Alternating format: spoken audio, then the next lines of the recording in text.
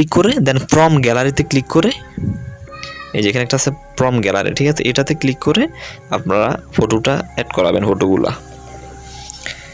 তো এই ফটোটা দেখেন, এই ফটোটা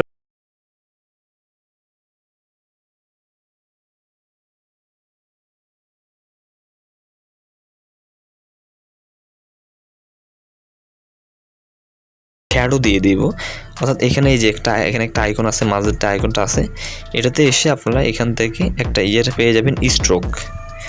আপনারা এই আইকনটিতে মাঝখানের আইকনটিতে আসলে এখান থেকে এইভাবে স্ক্রল করলে আপনারা একটা অপশন পেয়ে যাবেন স্ট্রোক, এই অপশনটি স্ট্রোক অপশনটি পেয়ে যাবেন। দেন স্ট্রোকে ক্লিক করবেন, এটা অ্যানেবল করে দিবেন। অ্যানেবল করে দিলে বন্ধু এখানে কালার আসবে, আপনি এখান থেকে হোয়াইট কালারটা এখান থেকে চুজ করে নেবেন, ঠিক আছে, হোয়াইট কালারটা এখান থেকে চুজ করে আপনারা এভাবে দিয়ে দেন এই নিচের দিকে দেখেন এখানে একটা প্লাস আইকন আছে, অর্থাৎ একটা আগ আছে, এটা আপনারা বাড়িয়ে দিবেন, ঠিক আছে, এই এটা। অর্থাৎ স্ট্রোকটা বাড়ানোর আগে আপনারা অবশ্যই ফটোটাতে ক্লিক করবেন, ব্যাকগ্রাউন্ড ছাড়া ফটোটা, তারপরে এখানে স্ট্রোকে ক্লিক করে এখানে অ্যানাবেল করে দিয়ে এটা আপনারা বাড়িয়ে নেবেন, ঠিক আছে, দেখেন, ঠিক আছে, এভাবে বাড়িয়ে নেবেন, স্ট্রোকটা বাড়িয়ে দিবেন, ঠিক আছে। তো বন্ধু দেখেন ফটোটা কিন্তু অ্যাড হয়ে গেছে, সুন্দরভাবে কিন্তু ক্রিয়েট হয়ে গেছে। কীভাবে এটার সাথে নতুন ফটোগুলা কীভাবে ক্রিয়েট করতে হয়, এটা এরকম একটা ফটো কিন্তু অ্যাস্থেটিক এখানে অ্যাড হয়ে গেছে, ক্রিয়েট হয়ে গেছে ফটোটা দেখেন।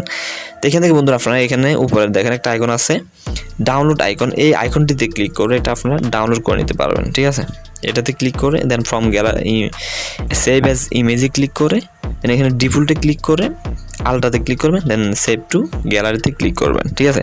তো বন্ধুরা ফাইনালি এটা কিন্তু ক্রিয়েট হয়ে যাবে, ঠিক আছে। তো আপনারা এটা চাইলে আর একটু ক্লিয়ার করে নিতে পারবেন, সেটার জন্য আপনারা অবশ্যই গুগল ক্রোমে গিয়ে ফটো এনহ্যান্সার লিখে এটা যদি ক্লিক করেন অনেকগুলো ওয়েবসাইট আসবে, আপনার যে কোনো একটা ওয়েবসাইট থেকে ফটোগুলো ক্লিয়ার করে নিতে পারবেন। তো বন্ধুরা আশা করি সবাই বুঝতে পারছেন কীভাবে এটা এরকম ফটো ক্রিয়েট করবেন। তো সবাই ভালো থাকবেন, সুস্থ থাকবেন, আসসালামু আলাইকুম।